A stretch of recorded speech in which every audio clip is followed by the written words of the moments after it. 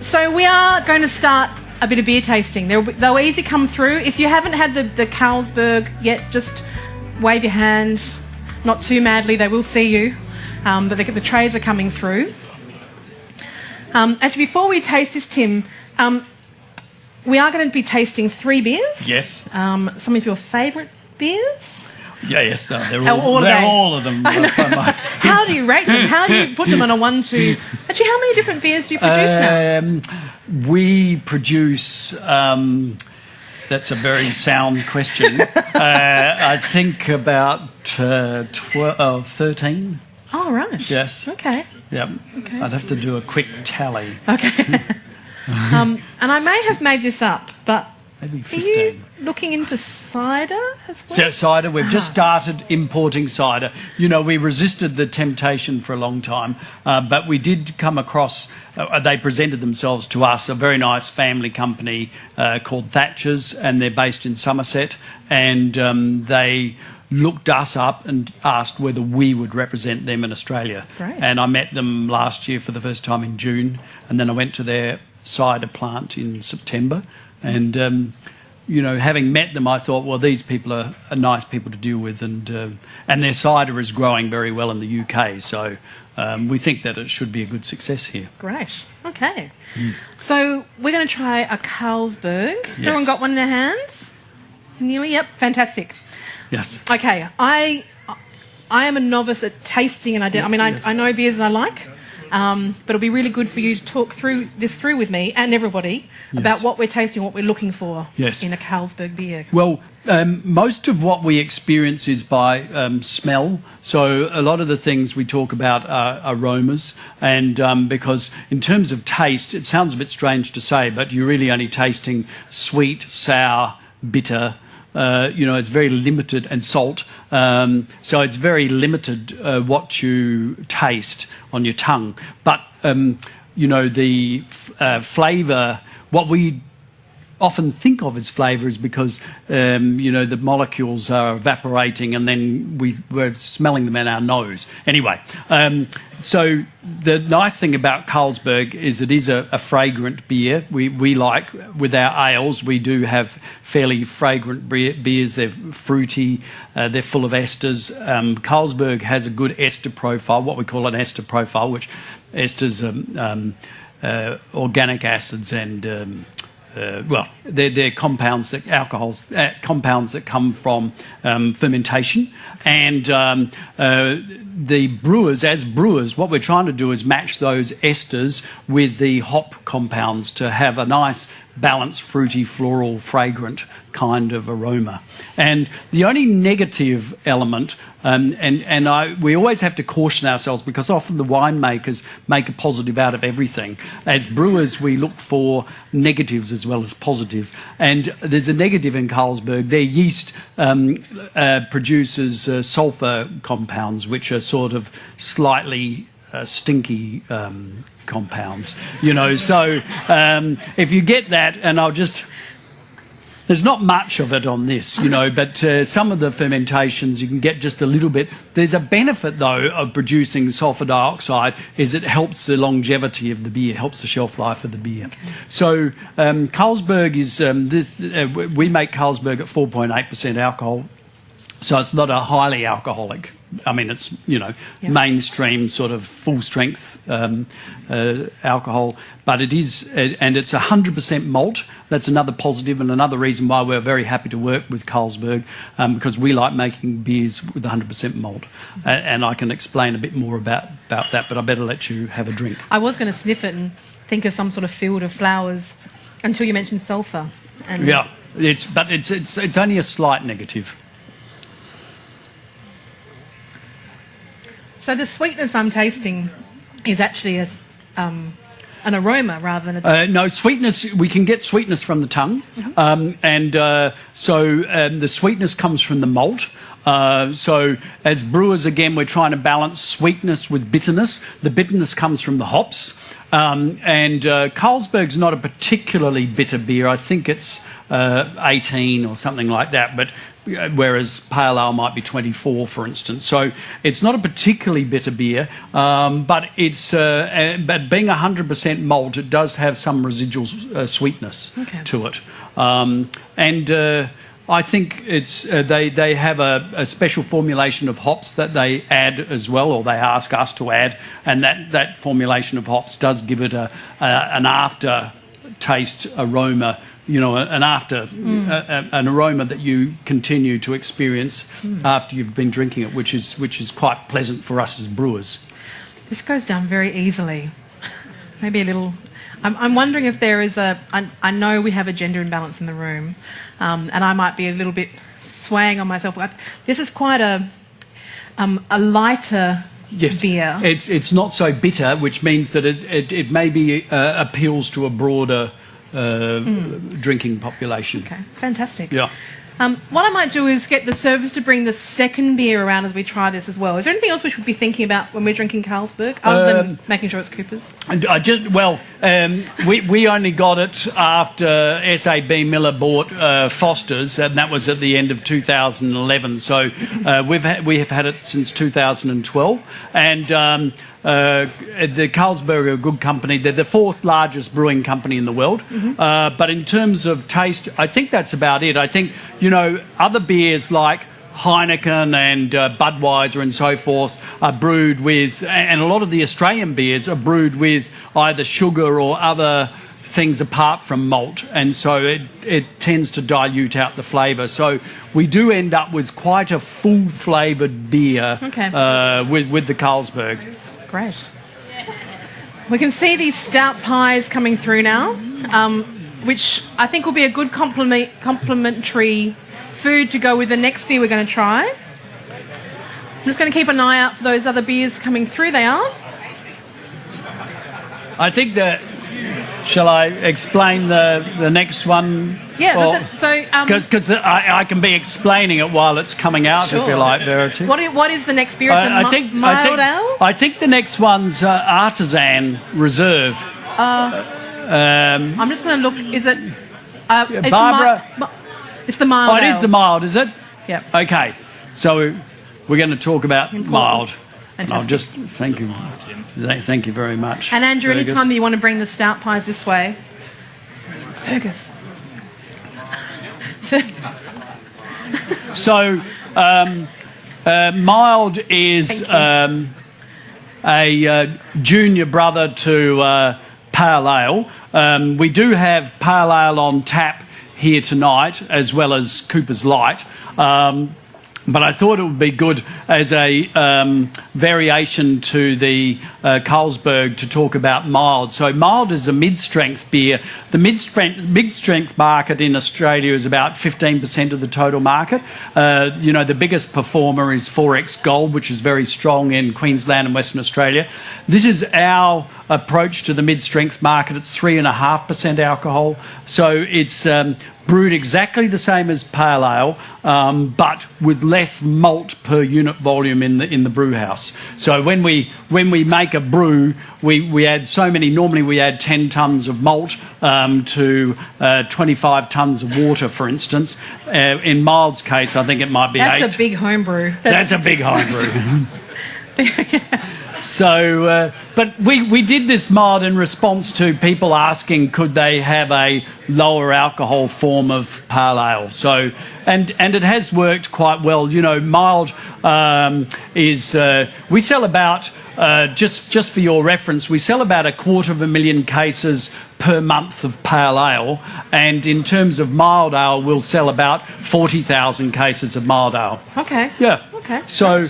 But what we're looking for here in terms of tasting, Verity, is we've got a different flavour profile altogether compared to the Carlsberg, because now we're drinking an ale. And ales are fermented with top fermenting yeast. That means if you were to ferment in an open fermenter, which we don't do anymore, but in the old days that's what they used to do, the yeast would rise to the top, whereas lager yeast or bottom fermenting yeast falls to the bottom in an open fermenter. So it's just the way it's distinguished. And top fermenting yeasts tend to ferment at higher temperatures, so we ferment this at about 18 degrees centigrade, whereas Carlsberg, I think, starts at 11 degrees. And so you end up, the warmer the temperature, the more of these esters that the yeast is putting out during fermentation. So we do end up with a very estery sort of beer, mild being a little less estery than pale, and pale being a little less estery than sparkling. And just to remind ourselves, the esters produce these fruity, floral, fragrant sort of this flavours. Smells quite different. Yeah, to the Carlsberg. Smells quite different. Yeah. Yep, more of those fragrant sort of characters. And has that ale texture Yes, as well. it does. Yep. No, good point. It does have and I think that's that's a combination of the balance between the malt and the hops. Okay. But the mouthfeel, by and large, comes from the malt. But it's a bit more bitter. You would have distinguished that, a bit more bitter than the Carlsberg. I think the mild, we have about 23 bitterness. And has a bit of a tang on the tongue. Like it that. does, yeah. yep. Yeah. As we're enjoying these fantastic Coopers products, Tim, what is the best part about enjoying a beer for you? What does enjoying a beer mean to you, and what are the best parts of that? I think it's a couple of different things. I think it's one, the anticipation of the flavour. You know, you have an idea of your favourite beer or the beer you like drinking. You have an anticipation that the flavour's going to be just so, and you're looking for that flavour matching with the thought that's in your head, and then you have a sense of satisfaction, which I do when I think, yes, that flavour's right. I think probably more importantly, it's the fellowship that we have when we drink beer with others, so the sort of conviviality. And, you know, I think the nice thing about beer is, by and large, people end up happy drinking beer, and they enjoy, you know, they enjoy talking with each other in a happy sort of way. Yeah. So I think that fellowship's an important element. That's right. I think people are going to pick up on that phrase of fellowship over beer, which is nice to be able to do that tonight as we're doing this as well.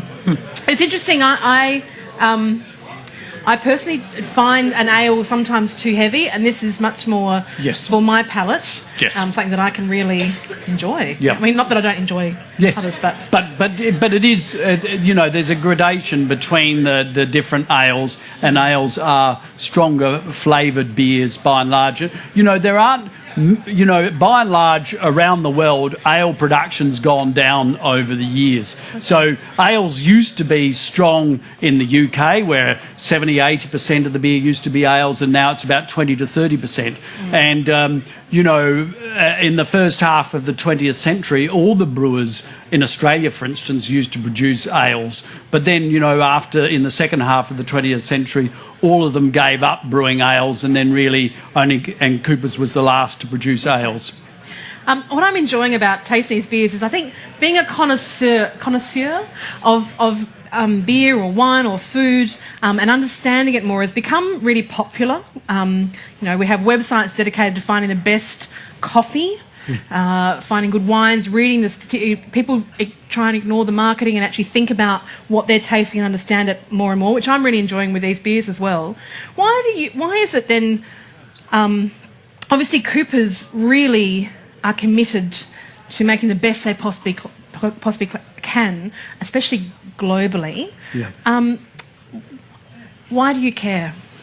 Well, I think it's passion for the product, passion for the actual class of beverage. I think, you know, I feel that beer is, you know, part of a sensible diet. You know, I think, you know, if you go back hundreds of years, I mean, beer, you know, at the turn of in the Industrial Revolution, beer was consumed a lot, and was, you know, at a lower alcohol level, but was almost, I think it was considered the equivalent of bread for many workers. I think, you know... Some people still do consider it bread. So liquid bread. So I think, you know, we have a passion for beer. We have a around the world, contacts who fellow brewers who make similar beer to us, and we like talking with them and comparing notes. So I think it is part of a passion for brewing, trying to make the best possible beer, looking at how to improve things all the time. And I suppose if it makes the job more interesting to really have the opportunity, and we have the freedom here at Coopers to do that, to continue to fine-tune and create new products and try and make the flavour better and better all the time. And because we are, as a nation and probably globally, becoming more concerned about making sure we want quality, or we want to know the story behind how that food's got to us or how that beer's got to us. And actually, I think there's more and more interest in... I'm sorry that I've got my back to you, I should apologise. More and more interest in actually understanding the process of how that got to our plate, in a sense. Yes. Why do you think that is? Why do you think, generally, that's become more important for people? I think people are interested... I think there is a lot of interest in, consuming the right things to look after your health. There's more of a health-conscious approach to things, and people probably want to extend their lives, so they look for either doing that through medical intervention or through eating and drinking the right things. And part of that eating and drinking the right things means you want to pay attention to how the product was created. Yeah. Okay. I think... Excellent. I'm going to ask you a more question about that care you have in the quality of the beer that's produced here, but also your care generally for people too. While we're doing that, could the next beer come out too? Because we will go on to that third beer in just a moment, which is an Artisan Reserve. Artisan Reserve. Artisan, sorry. Yes. Artisan. No, it's a bit hard to... Artisan Reserve. It's a funny notion. We talked a lot about the name for this product. Okay. So, Tim, you obviously went into medicine initially. Yes. Because you genuinely had a care for people. Yes. Thank you. Thanks. And part of that care is enjoying the good gifts and actually thinking about how people can improve what they're experiencing. Yes. I wanted to understand a little bit more about what you think. I'm going to bring this into Jesus because the Bible talks specifically about abundant life. And Jesus actually said, I came to bring life and life in abundance. Yes. I think some people can sometimes misinterpret what that abundance means. Why do you think God wants us to have the best in life? I think God wants us to have the best in life because I think He wants us to have a relationship with Him. It's very easy for us with the challenges in life, with the troubles we have in day-to-day existence, to just focus on the material things and not think about more important issues. But, God created everything and He wants creation to be reconciled to Him and for us to have a relationship with Him. And so I think that's really the focus, and I think it's up to us at some stage to ponder that and think, what does that mean for us? Do we choose to understand Him and have a relationship with Him in order to bring fulfillment to our lives? Because I think people, will tell you, very wealthy people will say, oh, well, I've got this and this and this, but I'm not happy.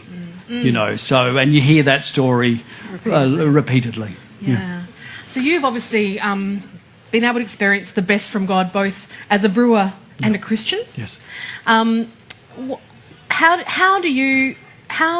How has that experience sort of lived itself out in your life? You know, looking at people who are enjoying and the abundance that God offers, and you have the great security of Coopers as well. Yeah. How do you think God has shown you to be able to experience the both being a brewer and a Christian? I think probably I'd extend it to include my time as a doctor as well. You know, I think whether it's working as a brewer, whether it's working as a doctor, you do have a lot of challenges in life. There's daily challenges and at times more significant challenges. And, God gives us those challenges to help us grow, and we're given the opportunities to deal with them.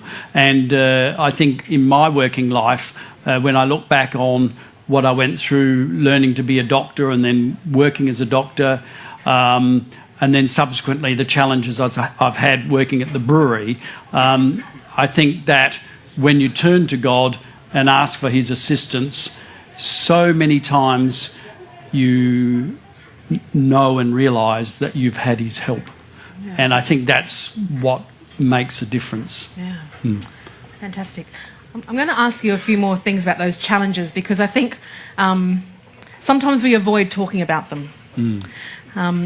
But before we ask the challenge, I want you to talk me through this beer. Beer, yes. So talk us through this. We're going to, again, go for the aroma. The aroma, yes. Or the ester? So, yes, the esters. This beer will have... this is a lager beer again. So we're back to a beer that's been fermented with lager yeast or bottom fermenting yeast. And the bottom fermenting yeast, the lager yeast, will produce less esters. However, this is a stronger beer. I should warn you, this is 5.5% alcohol. So it's we've got it in our so-called craft range, which is Thomas Cooper's Selection. So the first one we brought out, if you ignore vintage, which we've been doing for quite some time, since 1998, in 2012 we brought out Celebration Ale, which is a very hoppy type of, not quite American pale ale type beer, but it's a very hoppy ale. And to contrast with that, we've produced this lovely Artisan Reserve, which is an unpasteurised lager or pilsner. A pilsner is a 100% malt beer, so again, this is a 100% malt beer. And with the higher alcohol, you do have more of the esters. And we've got 4 different types of hops in this. 2 of them German Hallertau tradition, Hallertau Hersbrucker, and 2 other hops which we're not talking about because my fellow brewers think that it's important to keep some secrets. So give me 10 minutes, I'll see if we can get them out. It's got a pretty nice hop character to it. So again, I think we're saying that the aroma is like freshly cut citrus, lime and orange peel. My fellow brewers come up with the flavour and aroma characters, I think the balance is again between the 100% malt providing the sweetness and the bitterness from the hops being balanced with that nice citrus hop aroma.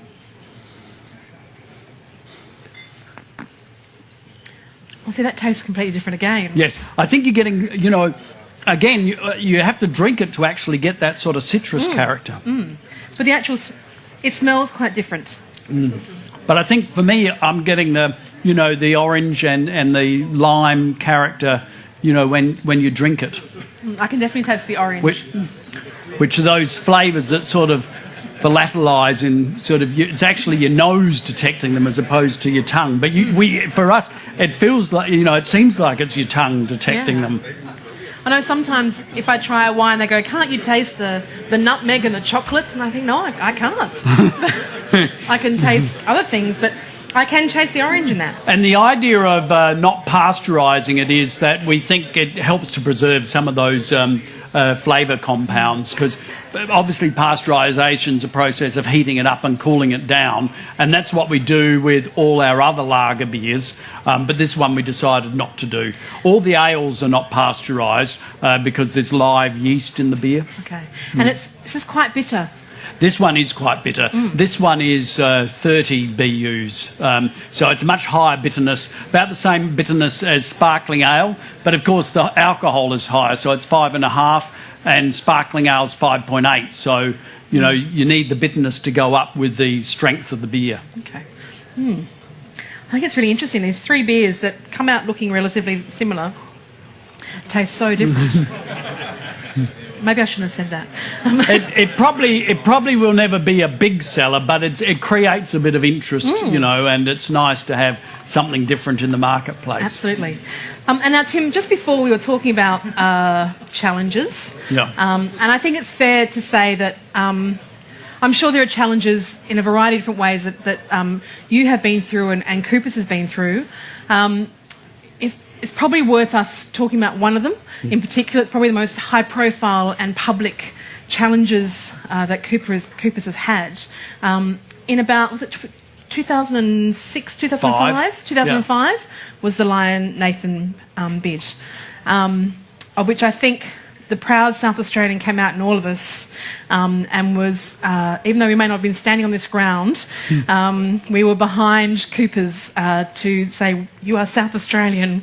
Don't give up. Don't give up. How did that challenge affect you personally? I think it was very challenging. I think one of the toughest times, or the toughest time that I've had in the 24 years I've been at the brewery, because it's an intense process when you go through a hostile takeover bid, because we had already been having these skirmishes with Lion Nathan, and I mean, I'd love to have 10 minutes to describe it all, and I'd probably end up taking half an hour. But, we were battling with them legally from about 2002 onwards, where they'd had a change of control, and it meant that we could, when they sold nearly half their shares to Kirin of Japan, and it meant that we could, as a result of that change of control, change our constitution. And when they realised, which would have stopped them from ever being able to own shares in Coopers, because we have a clause in our constitution saying that other brewers are not allowed to own shares in us, which is a pretty good barrier to entry. But unfortunately, Lion, because of a long-standing arrangement with South Australian Brewing, and Lion bought South Australian Brewing, meant that they had this opportunity to buy shares in Coopers if they wanted to at some future stage, and if they got the opportunity to. So we wanted to get rid of this, and just as one day before the judge was going to hand down his decision on the 2nd of September 2005, on the day before, Lion Nathan announced their hostile takeover bid to try and stop it. Anyway, it became very hostile, and they threw everything at us. There was a lot of anti-Coopers stuff in the media, generated by Lion, and they threw, I think it was 12 different legal cases at us. In the end, we won all of them, apart from stopping an injunction against us. But you have this intense process where you're dealing with the lawyers, the chartered accountants, the merchant bankers, and the media on a daily basis. And I must say, it's not a lot of fun. Yeah, it's quite challenging. In the last week, and my dear wife Barbara is standing somewhere, in the last week, Lion Nathan came out with a full page just before, 1 week before the vote, which stopped it, stopped the bid. Lion Nathan came out with a full page ad saying all sorts of terrible things about me and my father and so forth. And Barbara would get the Advertiser and the Australian, she'd say, one day she'd say, don't read that, read this, read the Australian, don't read the Advertiser. And then on this next day she said, oh, it's even worse. And I said, well, what's Lion Nathan saying about me now? And she said, no, they've mentioned me now.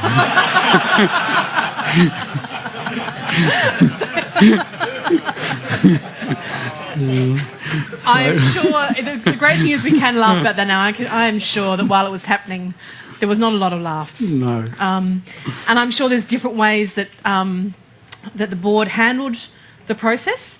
But how did you, and everyone knowing that you're a Christian in the company, how did being a Christian help you through that process? Well, I think one thing is fellow Christians, who understood what was going on were very supportive, and spoke to me and said they were praying for me, which is great. The staff were fantastic. I mean, I think the staff obviously were concerned that they might lose their jobs, but they were very supportive. And people would stop you in the street and say, don't give in, don't sell out to these people, or they'd use worse words than that. And I think, I kept on thinking through that. It's funny, kept on thinking through that time, which was a really tough time, that I had seen, even though that was very bad for me, I'd seen worse things when I was working as a doctor and seeing how people suffer. And I thought, well, really, every now and then, or every day ideally, you should remind yourself, actually, this is bad, but we've got to keep a focus on what's more important. And if you do that, then you put everything into perspective. Yeah.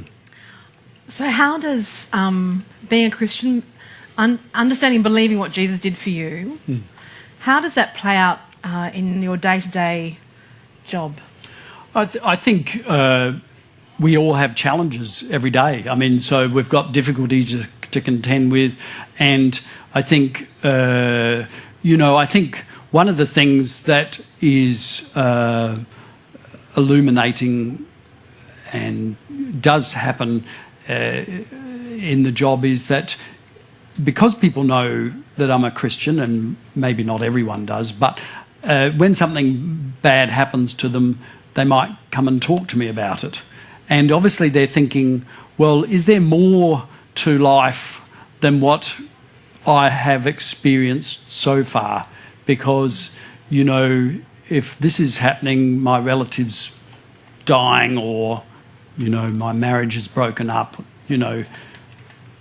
is there something more to life than just our worldly focus?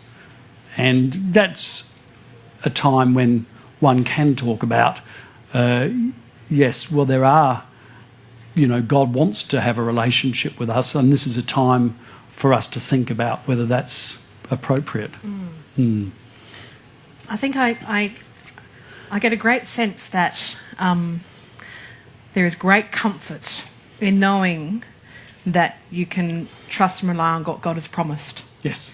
And He has promised a lot of things. He's promised to actually show us the right recipe for life. Yes. And I think in today's world, we often search and are seeking to try and find what's right, or to find thinking, well, this is what I want to strive for, because once I get there, things will be right. Yes, yes.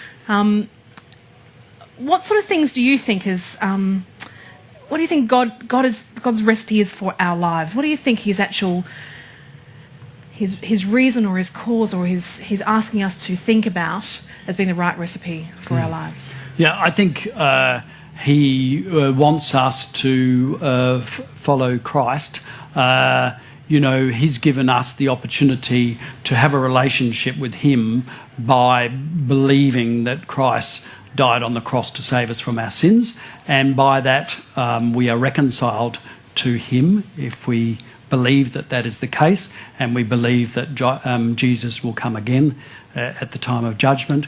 But most importantly, that we love God and that we love others as ourselves.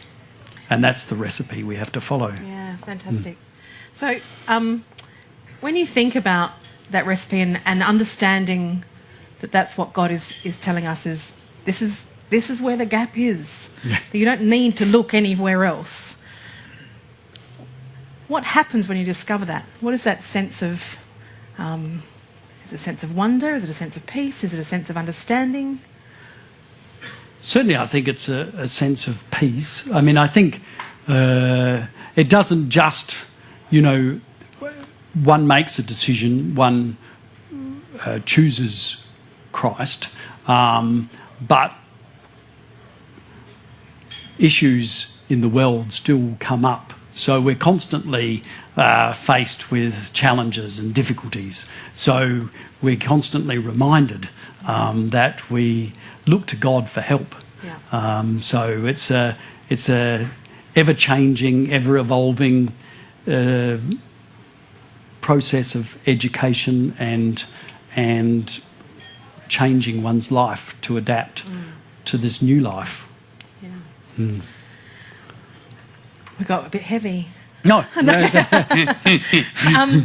You were talking, Tim, about that realisation when you were going through the challenges of Lion Nathan, that it actually reminded you also that the challenges that you saw other people going through too when you were in medicine. What would happen if you died right now?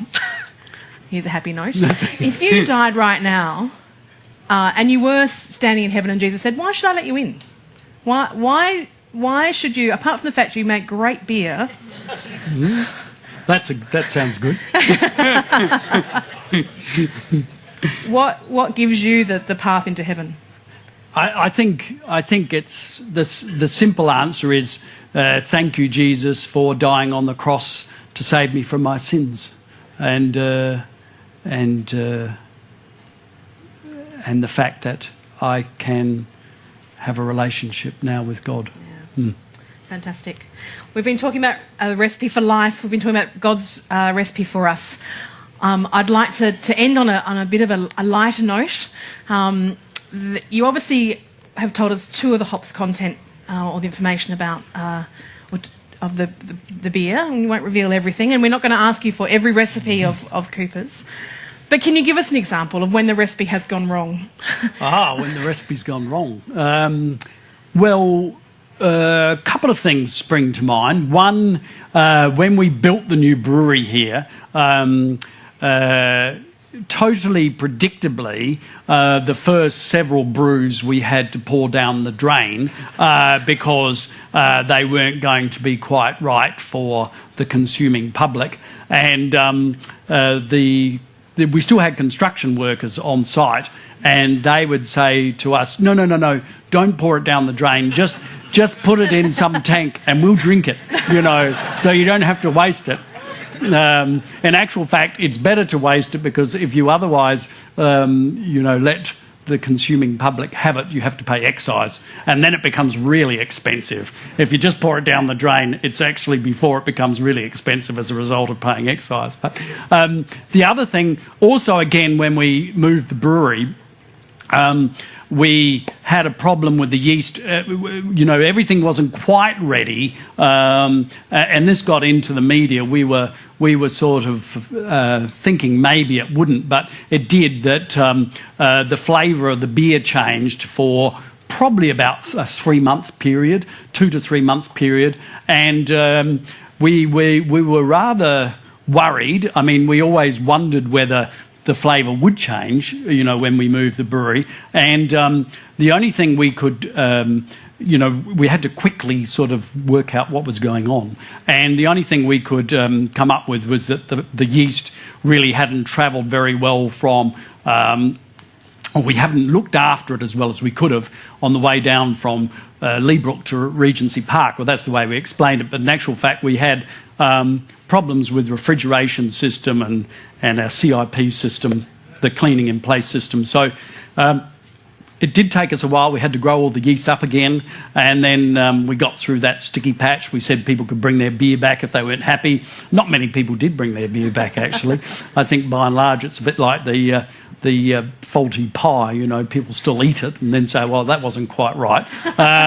So I think they drink the carton of beer and then say, oh, well, that didn't taste right. So there's nothing to bring back.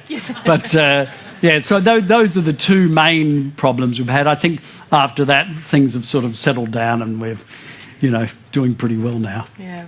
There was definitely a sense when you come along South Road and you see the Coopers sign of going, oh, I'm getting close. Thank you for sharing the challenges of that the transfer from Leabrook, wasn't it? Leabrook, yes. We were 120 years at Leabrook, wow. And then we've been here now since 2001. Fantastic. We've heard lots about you and Coopers and the importance of Christ in your life. I thought it would be really great for us to open up to the floor for questions. I'm sure there's people who want to find out how to make their home brews a little bit better or ask particular questions. If you have a question, just pop your hand up. Craig is walking around with a microphone. Tim is happy to answer questions. Yes. And I should remind people that although we've had this tasting, we still do have pale and light on tap. So feel free afterwards to continue. Fantastic. Thanks, Tim. There's a question in the middle here. Thank you. Tim, a very basic question, but does the taste of beer change with temperature, or is it just a perception? It's a good question. Many brewers will say to really taste the beer properly, it should be at 8 degrees. We don't like that because the beer to us tastes rather warm at that temperature. It's more like British drinking temperature. So we like drinking in Australia. Our beer's normally chilled to about 1 or 2 degrees. And of course, why brewers say that it should be consumed at 8 is so that they can, so you can fully appreciate all those esters and higher alcohols and so forth that give you all those fruity, floral, fragrant characters. But for us in a hot climate, it's not really the right solution. We need the cold beer to be refreshing as well. So, but I should also add that, we try and keep beer. We're fortunate here we've got air conditioning in our warehouse. It's evaporative air conditioning, but it's important to keep beer cool because it does age with heat. So if you're storing beer for a while, it's better to keep it in cool conditions. Craig's down the front here. Just wanting to know why you've changed the bottle shape. Yes, that's a really sound question. This is actually, since I came to the brewery in 1990, we've now changed it. I think this is our 5th time. We used to have, up until 93, we had the hand grenade bottle or the Mark I stubby, the Echo bottle, which sort of had that funny shape. Then when those bottles were running out, because South Australian Brewing made the decision to change to the Mark II stubby, and which was when they brought out Eagle Blue and Eagle Green and so forth. Then we went to the CUB bottle. We bought glass from CUB. We had that for about a year and a half. Then we went to the Tui's bottle when we were having these discussions with Lion Nathan, and we had that for about 6 years. Then we brought out our own first reverse taper bottle, and then the next one in 2008, the second reverse taper bottle. Now this one, this taller bottle, still got 375 mils in it, and we can blame Coles and Woolworths because the retailers want a certain pallet height, and to get enough cartons onto the pallet, we had to make the bottles narrower, which makes them taller, which we think also has the benefit of them looking elegant.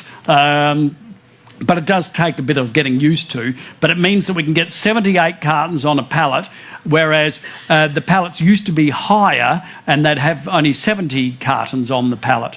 And it's all to do with the automatic stacking systems that they've got in Woolworths and Coles.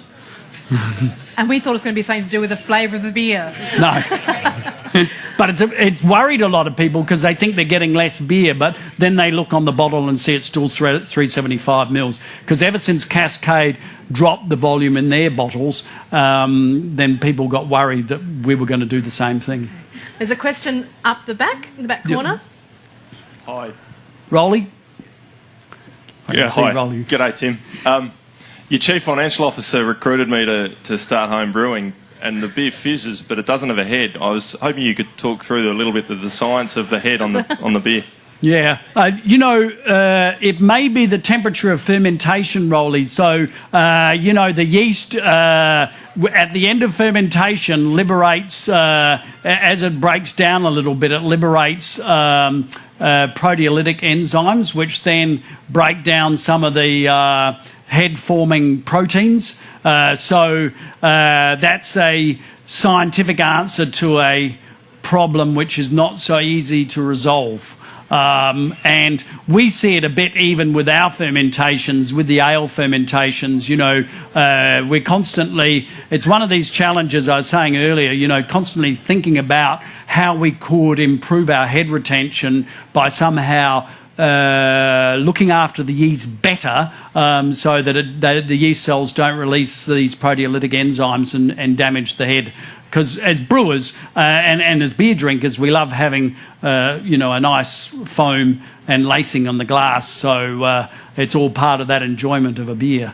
So I don't have the full answer for you, Rolly, but I know what the problem is. We've got time for one more question. Oh, there's two hands, Craig, and they went up about the same time. So can we do two? Thank you. So there's one here in the centre and then one over to the right hand. My right-hand side. G'day. I just wanted to ask about your beer, the Dr. Tim's beer. Oh, yes. I've heard rumours that it's pale in a can. Yes. I'm just wondering if you could confirm it. Yeah, it's pale in a can. Look, it's a product that's got zero brand equity because it's got my name on it. And so it's a product which we say was it escaped from the brewery as opposed to it ever being launched. When I have to quickly explain, because otherwise people think that I proudly put my name on these cans, and that's how it came about. What happened was that I think in the late 90s, we were trying to do experiments with fermenting pale ale in cans, bearing in mind that the beers, whether it's in the keg or in the bottles, the ales are pale and sparkling there and mild. The beers are fermenting still in the bottle for the next 2 or 3 weeks. And when we tried to do it in cans, we ended up with all sorts of funny flavours. And so I said, we had to give up. I mean, there were technical problems that we had to get over, and some of those we could address. And then Amcor, who at the time were only making cans and not bottles, they convinced us that if they gave us 40,000 cans free of charge, we would do some experiments to again, this is like in about 2003, they convinced us to do some more experiments so they could sell more cans. And when the cans turned up, they had coloured them green and called them Dr. Tim's Ale, trying to sort of endear themselves to me, that I'd be more interested in doing these experiments. So we filled these cans, and in the end, because we had changed a couple of things, that it did taste better, still didn't taste quite like pale ale, and we started, I think we used them for an event or in a couple of golf days or something, and then the salespeople said, let's keep going with this. So we just sort of kept going with it without ever sort of deciding to produce the product in its as a sensible contribution to the beer market. So, but it is a sensible contribution in retrospect, because people buy it because they want it for boating or camping or around pools and fishing and so forth. So people do like the pale ale in cans, but unfortunately it's never going to taste quite the same as pale ale, because in the bottles and in the kegs we can get rid of all the oxygen in the container. With cans, because they're just open aluminium cans, they're very weak before the beer's put into them. They're still filled with air, and that air in the can, when it ferments, it ends up tasting different. So that's why we don't call it pale ale, we just call it Dr. Tim's. That's interesting. Yeah. I think there was one more question, final question, just over to the right. Was there still a hand up? Just a quick one, Tim, that has been circulating that I've heard. It's a bit of a heavy one, but the question some people have, they may not have wanted to say it out loud, is how can you be a Christian and a brewer, given that alcohol causes so much, particularly in Adelaide, we've had the Hindley Street thing. Yes. Young people, getting hooked on alcohol. How do you reconcile those things? It's a good question, Craig. It's a challenging question. I think, clearly, as I said before, I have a passion for beer. I think if I had more time, I'd love to talk about what I think the benefits of beer are. I've done quite a lot of study. When I was even thinking about moving from medicine into brewing, I was quite relieved to see papers coming out in the 1980s talking about the medicinal benefits of alcohol in moderation. And these studies, these epidemiological studies, are all about reducing the risk of cardiovascular disease by drinking in moderation. Now, drinking in moderation's a tricky question in itself, but it means sort of drinking only 2 or 3 drinks per day. I think, like so many good things in life, Craig, that we get from God, whether it's wine or chocolate or beer or whatever, people can have too much of them because they're maybe making up for something else that's missing in their lives, and so unfortunately some people will consume to excess, but that doesn't mean that there's something wrong with the product itself. So it's there's never going to be perhaps the right answer to this question, but that's the way I look at it. Where's the last one there? I think it was just the one over to the right-hand side. Final question for the night. So you've got one stout, the best extra stout, on tap where you can buy and bottle, but the homebrew, you've got a stout and then you've got your Thomas Cooper's selection. Would you ever be adding an additional stout in a bottle or on tap? Good question. It's Simon, isn't it? Michael. Sorry, Michael. We did meet earlier. But look, we did once bring out another stout which we called Special Aged or Special Old Stout, which was an aged stout, which we'd aged for 6 months. I thought from a brewing perspective it really lacked... I didn't like the concept, and in the end we stopped it because ideally beer should be drunk fresh. But, some people like this aged character. But I think probably the short answer is that we might produce another dark product, whether it's another stout or more like a dark. We haven't really decided, and it could go in that range, as you say, of the Cooper's selection. Thomas Cooper selection. Okay, well, Tim, we have covered a lot of ground tonight. And for me, it has been a great joy to get to know you better, to get to understand beer a little better as well. Thank you so much for opening up Coopers to us. Also, thank you so much for opening up yourself to us as well. I hope you have all enjoyed the evening. You don't have to go. There is light and pale on tap here. Hopefully you've had some food to settle the stomach as well. But please join me in sincerely thanking Dr. Tim Cooper.